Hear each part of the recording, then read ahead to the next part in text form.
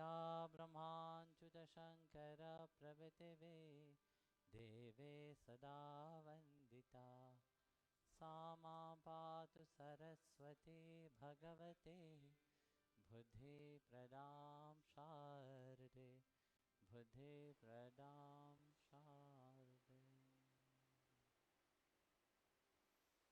Jagadev. Jai Gurudev. So you have Tout le monde. questions, Alors, vous avez des questions? Mataji? Mataji?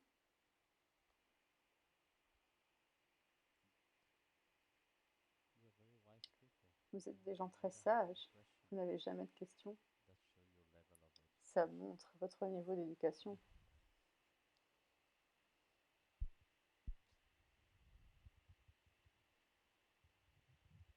Jai Gurudev Guruji. Jai Gurudev Guruji. En fait, ce n'est pas une question très spirituelle. Pas une question très spirituelle, allez. Mais beaucoup de gens se demandent, que suggérez-vous par rapport à le don d'organes après être mort? Le don d'organes après être mort. Pourquoi est-ce que vous ne le donnez pas tant que vous êtes encore en vie? Parce que j'en ai besoin. Alors, une fois que vous êtes mort, vous n'en avez plus besoin, non? Hein? Oui.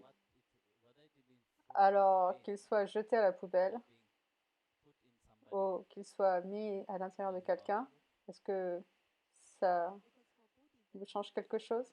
Parce que dans le bouddhisme, c'est tabou. On doit garder notre corps intact. Eh bien, pour les chrétiens, c'est aussi pareil. Mais tu vois, qui es-tu véritablement? Tu es ce corps ou est-ce que tu es l'atma? Krishna dit que, tu vois, les gens ont des grands projets dans la vie et projettent tellement de choses. Pourquoi crois-tu qu'ils pensent que ça va rester? D'autres pensent qu'ils vont revenir à la vie. C'est pour ça qu'ils gardent toutes ces parties de leur corps. Imagine, tu reviens en vie et tu n'as plus d'estomac. Il est quelque part ailleurs. Qu'est-ce qui va se passer? Catastrophe. Il va falloir retrouver cette personne pour retrouver votre estomac. Ou bien votre cœur est ailleurs. Tout ça, ce sont des choses matérielles. Et une fois que vous quittez cette vie, vous avancez. Dans le Bhagavad, canto 4, chapitre 24, verset 66, le Seigneur Shiva dit, c'est fou qui se rendent dingues avec leur programme. Ils ont des grands mots, ils ont des grands projets. Il y a des grandes choses auxquelles ils s'attendent. Maintenant, ils vivent leur vie de façon misérable, mais quand ils vont ressusciter, ce seront des anges. Ils ne savent pas que le Seigneur de la mort frappera comme un serpent, avale une souris. C'est si beau, tellement bien imagé quand on voit ce verset du Bhagavad. Clairement, cela détermine ce qui est matériel. Et autant que vous vous attacherez à cette réalité matérielle, vous ne serez jamais libre. Que ce soit une partie de votre corps, une fois que vous êtes mort, c'est fini. Ce que les gens font, qu'ils vous enterrent, qu'ils vous brûlent, qu'ils vous mettent dans le corps de quelqu'un d'autre, c'est fini. Vous êtes détaché de ça, de cette réalité matérielle. Vous avancez. Donc, c'est un choix personnel qu'il faut faire tant que vous êtes encore en vie. Pas après être mort, ou quelqu'un d'autre va faire ce choix pour vous. Parce que vous voyez, Vous avez votre conscience qui est imprimée dans chaque partie de votre corps. Comme je le disais, je dis toujours par rapport à ce sujet, c'est votre choix. Ce que vous faites avec votre corps, c'est à vous de voir. Ça ne concerne personne d'autre. Vous voulez donner une partie de votre corps à quelqu'un? Sentez-vous libre de le faire. Si ça sauve la vie de quelqu'un, c'est bien. Mais ça, c'est à vous de le décider. Personne d'autre n'a le droit de choisir pour vous. Je ne peux pas vous dire oui, c'est bien, faites-le. Si vous sentez que c'est bien, alors faites-le. Personne ne vous en empêche. Alors, mais c'est comme ça qu'on voit qu'une partie de vous-même va partir. J'écoutais un discours, je me rappelle qu'on parlait du mental, combien le mental est intéressant. Ensuite, on a parlé du cœur. Le cœur en soi a sa propre mentalité. Comme je dis toujours, le mental est tchal-tchal. Personne ne peut le contrôler. Ce mental du cœur, il a ses propres histoires, sa propre vie, sa propre façon de penser. C'est pour ça qu'on dit arrêtez de penser avec votre tête, commencez à penser avec votre cœur. Mais la pensée du cœur, ça veut dire que le cœur a son propre monde en soi. Tout juste comme le mental est entièrement focalisé sur la réalité extérieure, le monde extérieur, mais le cœur, lui, est focalisé sur un monde intérieur. Donc j'écoutais cette belle explication où il était donné cet exemple de quelqu'un, un petit enfant, qui était mort. Et une autre petite fille avait besoin d'un cœur. Alors, avec l'acceptation, l'accord des parents, ce cœur a été donné de la petite fille à cette autre petite fille. Donc quand elle s'est réveillée, tout son métabolisme a changé. Toute sa mémoire a changé.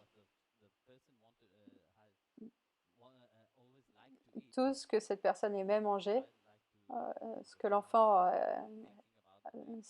la façon dont l'enfant pensait, la façon dont il se rappelait les choses, a été transférée dans cette personne. Donc, ainsi, vous voyez que vos organes ont votre mémoire personnelle imprimée en eux. Ça ne veut pas dire que vous ne pouvez pas le donner à quelqu'un d'autre, mais si vous avez cette conscience et que par votre propre choix, vous faites ce don pour qu'il soit donné à quelqu'un dans le besoin, alors ça transforme les choses que de simplement le prendre. Donc, de cette manière, au Japon, un jour, il y avait une femme qui a perdu la vue. Donc, elle s'est faite opérer et ils ont trouvé une femme dans le village qui était morte récemment. Donc, ils ont mis ses yeux et cette femme avait le don de voyance. C'était une clairvoyante et elle voyait les âmes, les entités, etc. Mais quand cette personne reçut les yeux, d'abord, les premiers jours, ça allait. Mais alors que cette transformation a commencé à avoir lieu, cette personne a commencé à voir elle aussi. Elle a commencé à percevoir les entités. Elle a commencé à voir, comment dire, les âmes et toutes ces choses. Et ça a été très traumatisant pour elle. Donc, vous voyez, vos organes portent une certaine mémoire de qui vous êtes. Donc, quand vous les donnez volontairement, ça enlève ça. Ça va. Mais c'est différent quand on vous le prend et qu'on le met chez quelqu'un. Parce que, vous voyez, vous êtes par exemple avec votre famille, la famille a dit oui, d'accord, qu'est-ce que ça changera de toute façon? Ça ne changera rien. Alors, ainsi, vous voyez, la faculté mentale qui est en vous est elle aussi transférée dans la personne. Mais une fois que vous êtes mort, vous vous êtes détaché de ça. Si vous le faites volontairement, alors ça va. J'aime bien cette question.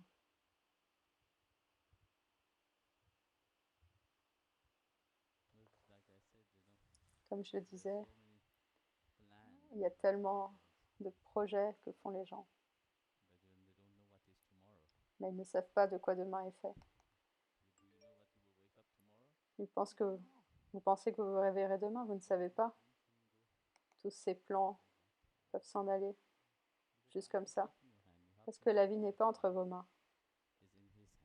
Vous devez comprendre que la vie est entre ses mains. Il vous a mis ici, il veille sur vous.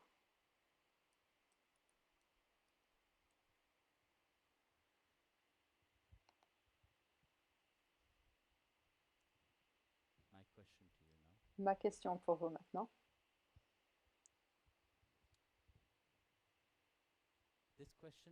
Cette question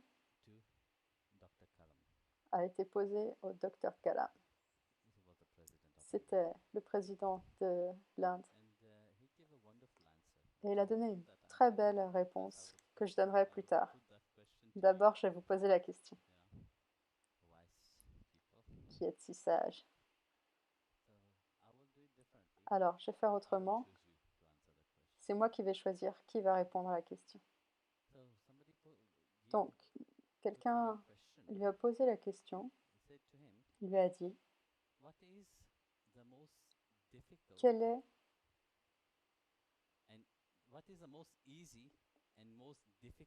le plus facile? Quelles sont les choses les plus faciles et les plus difficiles de la vie? Donc, ça a été la question qui lui a été posée. Et il a donné une magnifique réponse que je vous donnerai. Donc, je vais entendre vos réponses par rapport à ça. Donc, quel est ce qu'il y a de plus facile et de plus difficile dans la vie? Yamuna, toi qui as une vie à la fois facile et difficile, tu peux répondre à cette question. Eh bien, spontanément, j'ai vu un enfant naissant, c'est ce qu'il y a de plus facile, c'est de naître, et le plus difficile, c'est comment on meurt.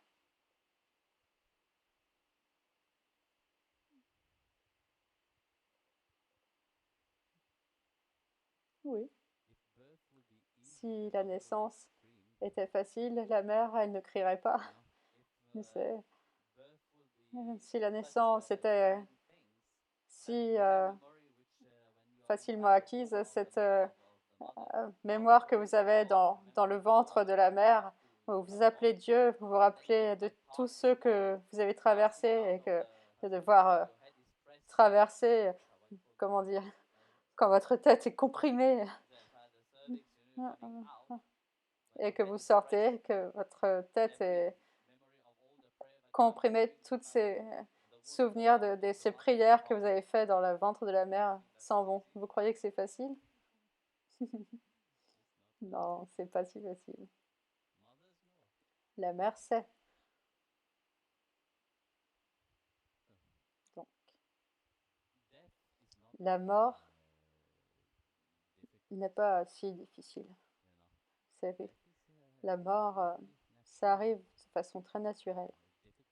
C'est difficile pour ceux dont le mental est complètement attaché à cette réalité matérielle. Là, c'est difficile.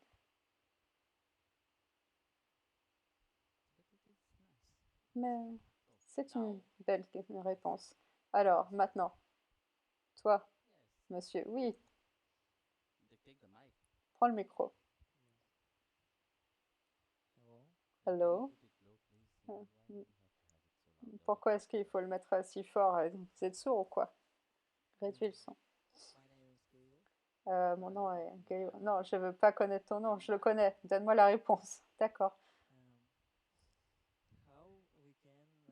Comment?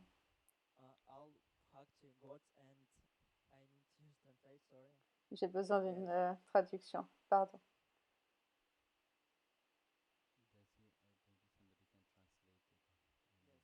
Peut-être que quelqu'un peut traduire pour lui du russe.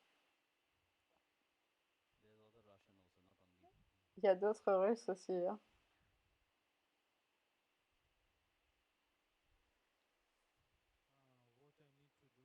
Ce que j'ai besoin de faire, de pouvoir sentir que je suis complètement avec Dieu.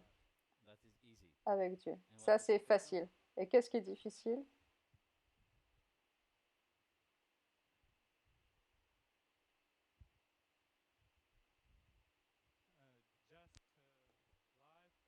Juste la vie et de vivre. Je pense qu'il n'a pas compris la question. Plutôt, donne-moi une réponse.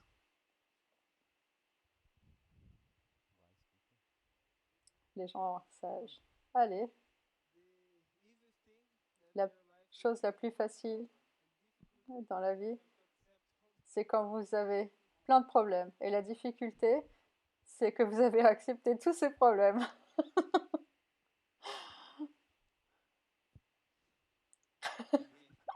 Répète, c'était trop pour ma tête. La chose la plus facile, c'est que ta vie soit pleine de problèmes. La plus difficile, c'est surmonter tous ces problèmes. Ah, Krishnari. Ah, mais c'est une réponse très intéressante. Est-ce qu'il faut que vous parliez pour lui? Ou est-ce qu'il peut parler pour lui-même? Il a aussi une bouche, non?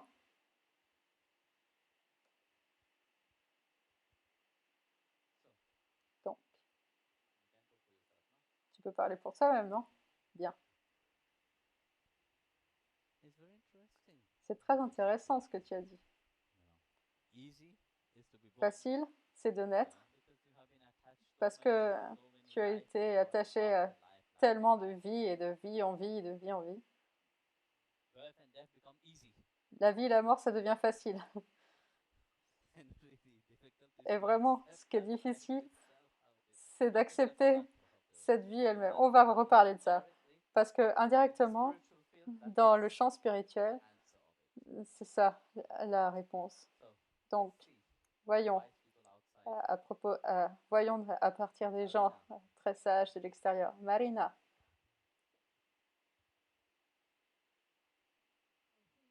Je pense que c'est très facile de juger les autres et c'est très difficile de nous changer. Ah, vous avez déjà vu le message, hein? En fait, c'est ça la réponse. Ah, vraiment? Non, c'est ce qui m'est venu en tête. Oh non, ne me dis pas que tu es aussi sage que ça. Oh, mais pourquoi pas? C'est vrai, en fait, c'est ça la réponse qu'il a donnée comme réponse. Il a dit comme réponse les erreurs. La réponse qu'il a donnée, c'est les erreurs. C'est facile de juger les autres. Très facile, très rapidement, mais c'est très difficile de le réaliser en soi. Oh, je suis sage, bravo à toi, tu es si sage. Ah, je ne savais pas. Je ne savais pas que tu étais aussi sage que ça. Peut-être que tu peux t'asseoir. Tu vois, et comme tu dormais, je pensais que tu n'assimilais pas. Oh, si, si, j'assimile. En fait, c'est ça la réponse qu'il a donnée. Mais d'un point de vue spirituel, c'est très intéressant à voir en fait que la manière dont il est facile de juger les autres. Le jugement, c'est facile. Vous voyez, vous jugez, vous appliquez vos jugements sans même connaître la raison qui se trouve derrière.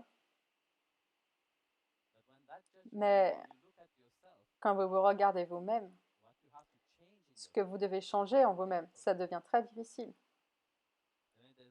Vous savez, il y a ce verset très beau de la Bhagavad Gita, chapitre 15, verset 11 de la Bhagavad Gita, où le Seigneur Krishna dit que le yogi qui s'efforce avec force, ceux qui vraiment ont ce désir intense, ils perçoivent l'atma dans ce corps physique lui-même.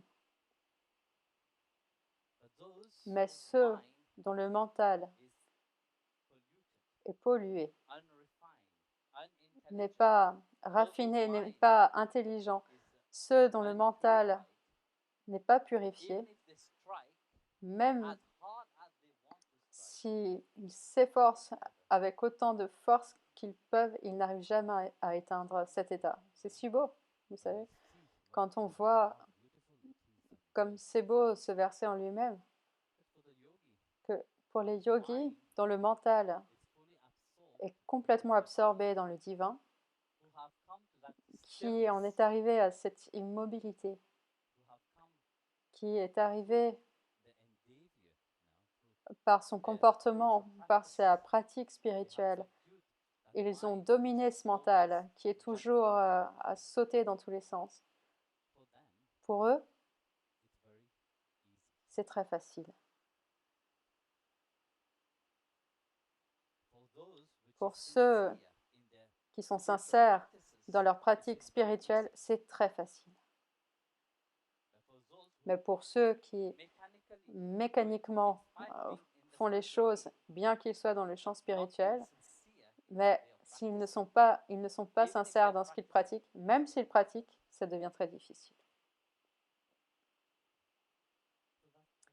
Donc, cette question est aussi dans la Bhagavad Gita. Vous avez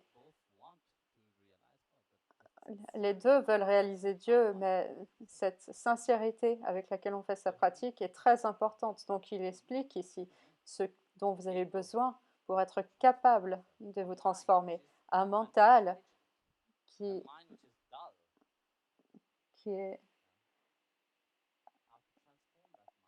non intelligent, un mental qui est paresseux, comment le transformer? Ils disent seulement quand vous commencez à contrôler le mental, d'abord en contrôlant les sens. Ne laissez pas le mental courir à droite à gauche, contrôlez-le. Et en contrôlant ce mental, vous serez capable de transformer le mental. Mais d'abord, contrôlez les sens extérieurs. C'est ce que dit Krishna, contrôlez les sens à l'extérieur, si vous voulez contrôler le mental.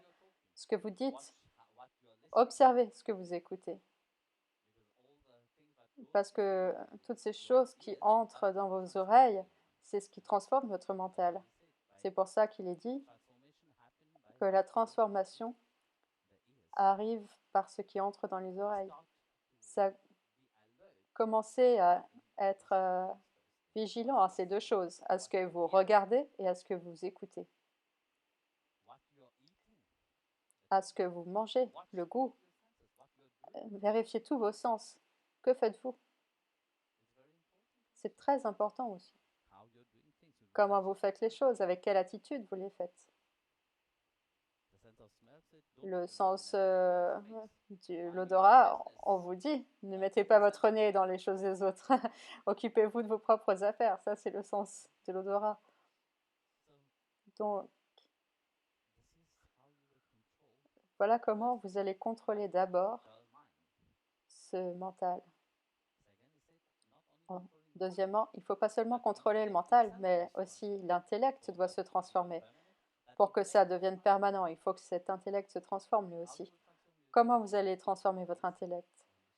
C'est en commençant à pratiquer sincèrement vos pratiques spirituelles, c'est-à-dire lorsque vous faites votre service et lorsque vous faites votre pratique, vos pratiques spirituelles avec joie et bonheur. Et pas comme un fardeau.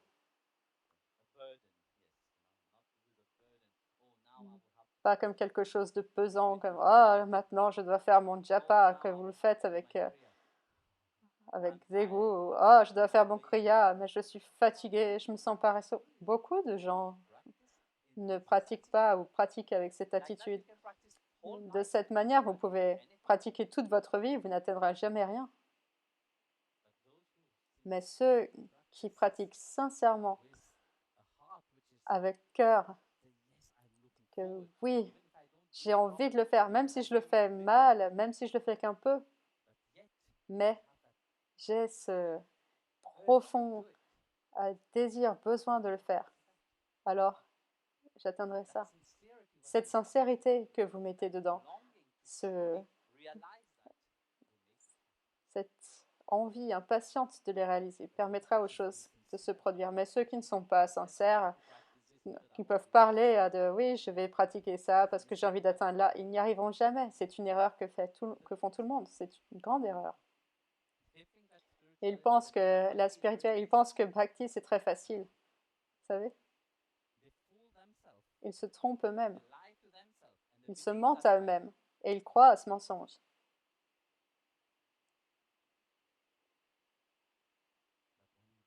Mais quand vous devenez sincère, vous verrez combien c'est facile. La vie va couler, la vie coule toujours de source. Il n'y a rien de compliqué, de difficile à faire. Quand vous êtes en paix avec vous-même, quand vous êtes dans la joie intérieure, la vie va couler de source. C'est une rivière de dévotion. Vous êtes un aimant, vous êtes cet aimant. Bhagavan vous a mis, s'il vous a appelé sur le chemin spirituel, vous avez ce magnétisme, il vous tire. Non, c'est lui l'aimant, et c'est vous le fer. On ne peut pas dire que ce soit Bhagavan le fer, c'est lui qui vous attire. Mais qui résiste? Vous résistez. Vous lui résistez. Pourquoi vous lui résistez? À cause de tout ce programme que vous êtes fait dans la vie. Alors que vous ne savez même pas ce qui aura lieu demain. C'est très drôle, non? Mais quand vous vous abandonnez et que vous vous donnez à lui, vous verrez que ça ne fait que couler, la vie est si belle. Très souvent, je me pose cette question moi-même. Pourquoi est-ce que les gens aiment se compliquer la vie? Quand ils sont nés libres, heureux, mais ils cherchent les problèmes pour la rendre plus compliquée. Et ça, je me demande, qu'est-ce qui passe dans la tête des gens? Pourquoi le mental ne peut pas s'abandonner à Dieu?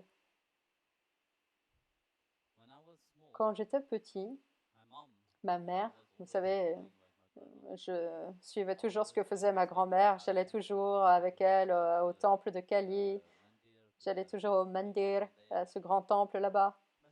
Mais comme c'était sur le chemin, c'était mon monde pour moi. Depuis petit, j'allais couper des petites images des saints et de Dieu que je trouvais, parce que j'avais pas d'argent pour acheter des images comme je peux en acheter de nos jours. Non, je coupais des journaux ou dans des stickers. Vous savez, des fois, il y avait un Krishna dessus et sur des boîtes, et je les découpais et je les mettais sous mon lit.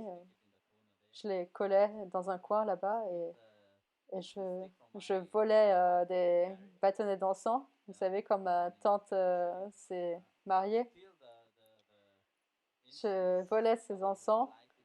Je les allumais. Je me souviens une fois, elle avait beaucoup d'encens à l'intérieur de sa chambre.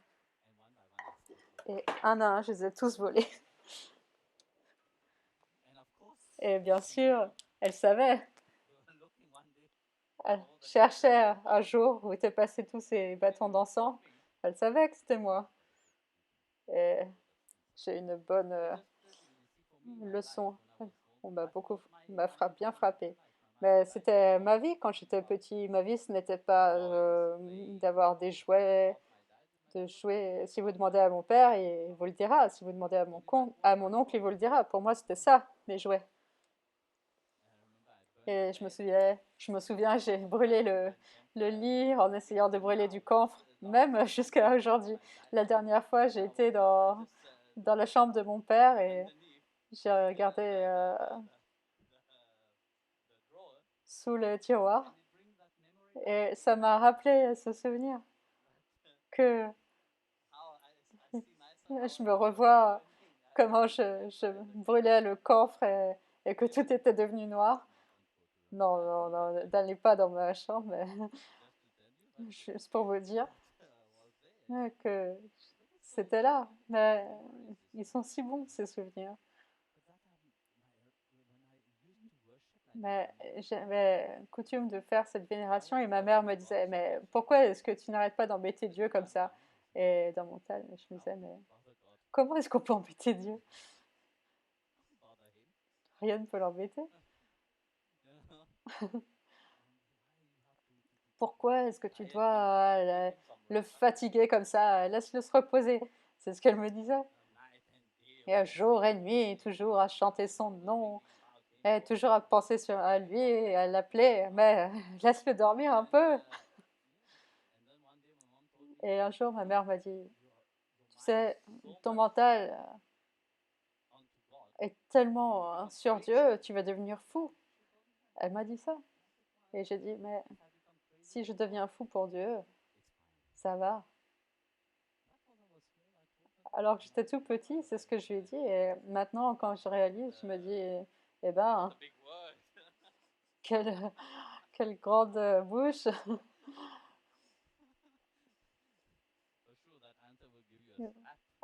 C'est sûr, avec ce genre de réponse, on vous donnerait une baffe.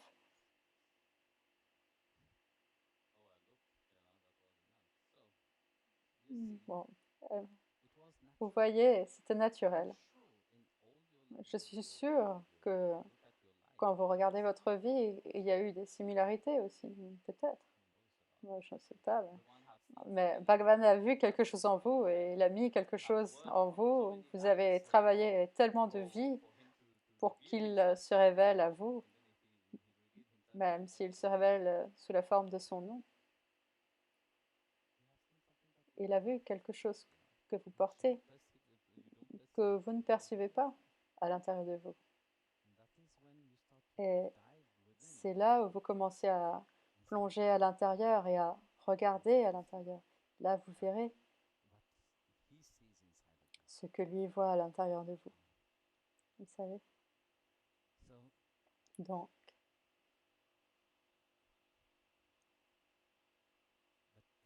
mais cette pratique spirituelle doit être sincère. Tout ce que vous faites, vous devez le laisser couler. Pas de façon rigide, pas en vous forçant. Laissez couler et appréciez cet écoulement. Vous verrez que vous n'aurez de vous soucier de rien.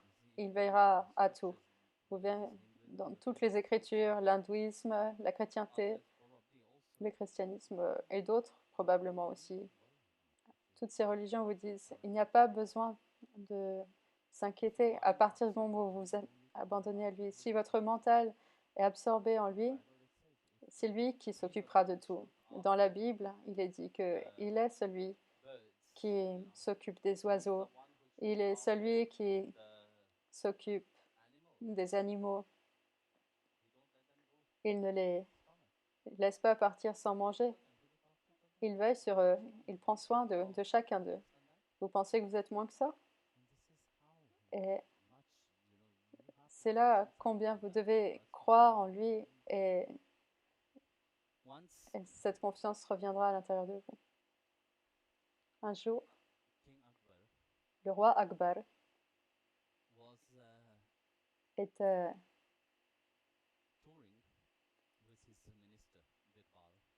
faisait une inspection avec ses ministres, Bigbal. Et alors qu'il faisait cette inspection, ce tour, il a vu un brahman qui mendiait, vous savez, un brahman mendiait. Et il a dit, regarde ce brahman. Est-ce que c'est le dieu brahman? Parce que vous savez, brahman, ça vient, les brahmines, ça vient de brahman, Dieu. C'est pour ça qu'on appelle les sannyas brahmandev. Alors il posait la question, c'est ça, ton dieu brahman? Il le ridiculisait, ce brahman. Donc, Birbal ne lui a pas répondu.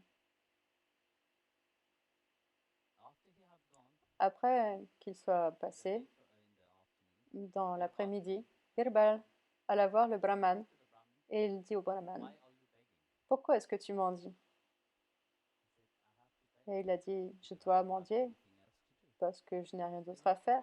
Il a dit, mais tu sais quel est le devoir d'un brahman? Le brahman n'est pas là pour mendier, le brahman est là pour servir les autres, pour donner cette connaissance que tu as reçue aux autres.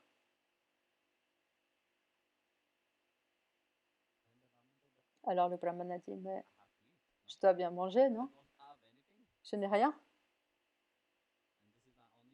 Et c'est le seul moyen. Et il a dit, mais combien est-ce que tu gagnes à mendier? Et il a dit, je gagne quelques annas, comme 6 centimes. Roupies, c'était probablement trop à l'époque. Il y avait une autre monnaie à l'époque, mais je me rappelle plus de son nom. Aphasia ou quelque chose comme ça. Donc, alors, il a demandé, si tu obtiens un travail, est-ce que tu continueras à mendier? Il a dit non. Si j'ai un travail, je ferai ce que vous me demandez. Il a dit d'accord, je t'emploie. Je te donnerai 10 annas, afias ou ce qu'on veut, cette monnaie. Mais je veux que tu fasses seulement une chose. Réveille-toi tôt le matin, Brahma Muhurtam. Réveille-toi avant le lever du soleil, prends ton bain et récite 101 Gayatri Mantra. Je te donnerai plus que tu peux gagner en un seul jour, 10 annas. Alors, le brahman a dit, d'accord, c'est bien. Donc le brahman commence à pratiquer. Vous savez, il se lavait le matin, il faisait son Gayatri et puis il allait voir Birbal et demandait ses 10 annas et revenait à la maison. Il avait de quoi manger, tout, et il était content. Donc de cette manière, il a continué à le faire. Après une année, Birbal vit qu'il commençait à se transformer. Il commençait à irradier, à briller. Alors Birbal lui a dit, augmenta son salaire et commença à lui donner 20 annas. Et alors il augmenta aussi son japa.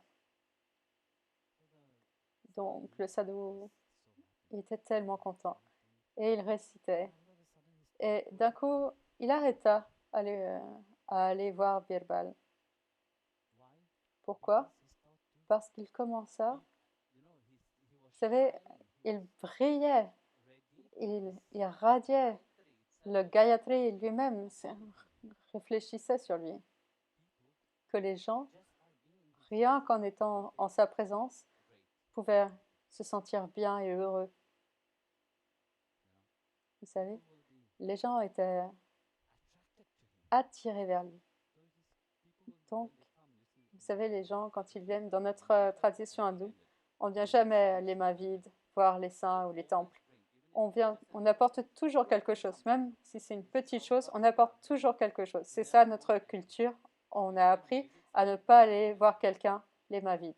Même quand vous allez voir visiter quelqu'un, vous amenez toujours quelque chose pour cette personne. Vous savez? Donc, de cette manière, il ne faisait que chanter, réciter le Gayatri Mantra.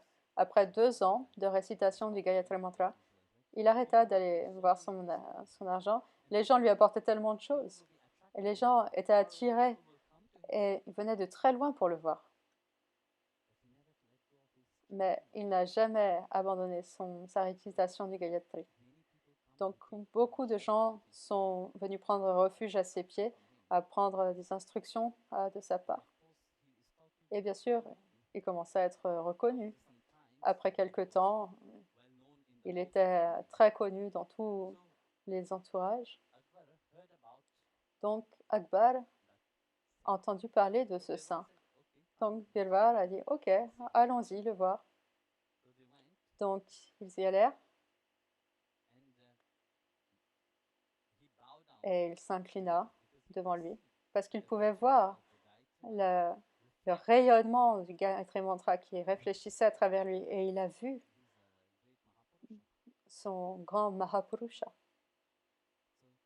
Alors, il s'est prosterné devant cet homme saint, devant ce sadhu, ce brahman, et il était si content et si heureux. Et comme il était là à parler avec Birbal, Birbal l'a regardé et il lui a dit, « Mon cher empereur, est-ce que tu le reconnais ?» Et il a dit, « Non, c'est la première fois que je le vois. » Il a dit, « Non, regarde-le, viens. » « Non, c'est la première fois que je viens le voir. Je n'ai jamais vu cet homme de ma vie. » Alors il lui a dit, « Mais tu te souviens, tu avais vu un brahman qui mendiait et tu as demandé, est-ce que ça c'est un brahman, un dieu brahman, et tu l'as ridiculisé. Et voici le même brahman. » Et il a dit, ce mot brahman, ce qui rend quelqu'un brahman, c'est cette parole de Dieu qu'il transporte avec lui. Au travers du Gayatri Mantra, ce qui est à l'intérieur de lui a commencé à briller. Celui qui a fait l'expérience du divin, vous savez, c'est un véritable Brahman. Et ce Brahman, c'est ce Brahman qui a fait se prosterner un empereur devant lui. C'est ça un Brahman. Et Akbar était perplexe. Il a dit, mais comment est-ce possible? Et alors, il lui a raconté toute l'histoire. Et comment il a été transformé.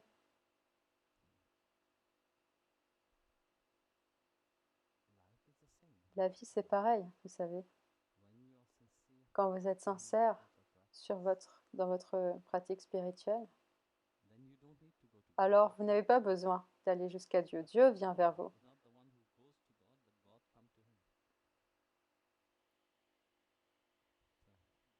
Donc,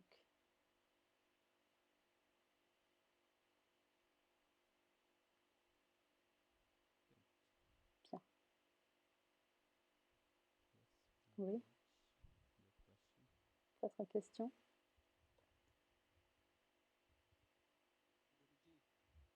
Guruji. Très souvent, j'entends dire que la plus importante qualité du dévot, c'est qu'il n'a rien, mais qu'en même temps, il utilise tout ce qu'il peut pour servir Krishna. Par exemple, Gajendra, il n'avait rien,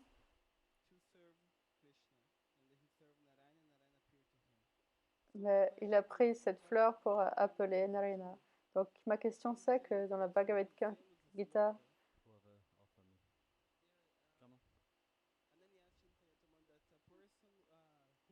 cette personne qui me vénère et qui m'offre un service, je préserve ce qu'ils ont.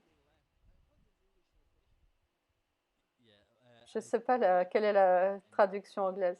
Je préserve ce qu'ils ont et je veille. Ce qu'ils n'ont pas, je leur donne. Et ce qu'ils ont, je le préserve. Je leur donne ce dont ils ont besoin. Et voilà. Donc ma question est, pourquoi est-ce que Krishna dit qu'il donne si le dévot n'a rien? Eh bien, Krishna n'est pas rien, hein. Krishna est tout. Vous savez, les dévots ont Krishna. Quand vous avez Krishna, vous avez tout. Donc, comment ça peut être rien? Vous voyez, dans le rien, ce que ça veut dire, ces dévots qui n'ont rien, ce qui veut dire, je veille sur eux. Non, ça n'a rien à voir avec le matériel. Ces dévots qui n'ont rien, vous savez, très souvent les gens font la confusion avec le matériel. On peut mettre ça aussi dans ce contexte que ceux qui ont beaucoup de choses, je veille sur leurs choses et ceux qui n'ont rien, je leur fournis.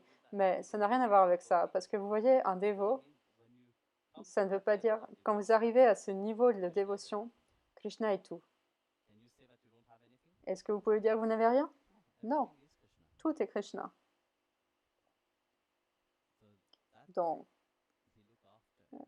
c'est en ça qu'il veille sur tout, c'est ce que je disais un petit peu plus tôt. Ceux qui s'abandonnent,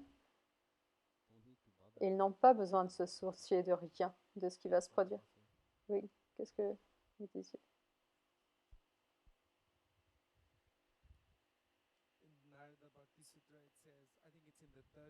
Je pense que c'est dans le 3e chapitre de la Bhagavad Gita. Il dit que le plus grand trésor qu'on puisse posséder, c'est la possibilité de faire un service dévotionnel.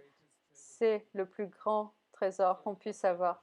Oui, mais c'est pour ça que Krishna dit que l'ultime de tout, c'est Bhakti. C'est pour ça, pourquoi pensez-vous que Bhagavan lui-même met Bhakti à la plus haute position de tous les yogas? Tous les autres yogas, vous devez les faire. Jnana Yoga, vous devez vous éduquer. Vous devez prendre ce chemin. Samkhya, karma, il y a un effort de votre part. Mais Bhakti, c'est quelque chose qui émerge de profondément à l'intérieur.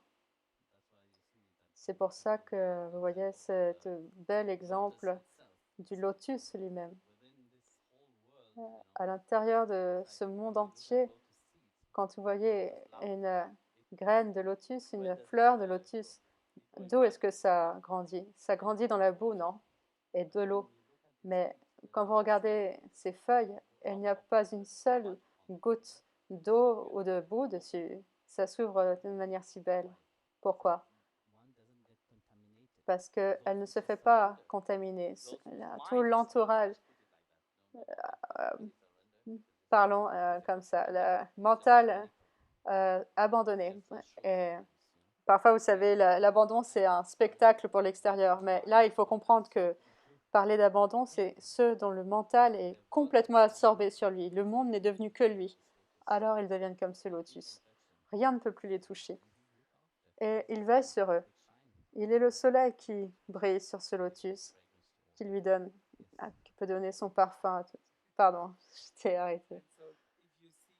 Et donc, si tu vois,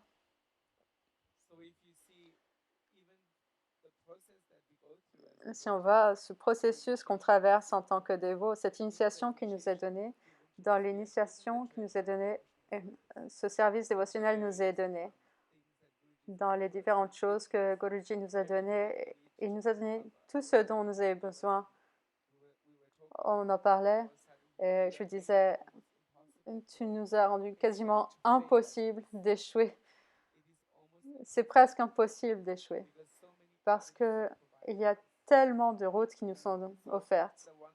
Donc, une chose encore que Narada dit et dont parle Krishna dans la Uddhava Gita, c'est que la plus grande chose, c'est l'association, la compagnie. Donc, si vous voyez la structure que nous offre Guruji, on peut dire qu'on peut cocher toutes les cases, la compagnie, les pratiques, tout ce qu'il nous donne. Et ce qu'il vient de dire me fait me rappeler de Narada Bhakti Sutta, où il dit d'être dans la compagnie des saints ne peut que se produire par la grâce directe de Dieu. Sinon, ce n'est pas possible. Ça n'arrive pas. Ok, Jai Gurudev.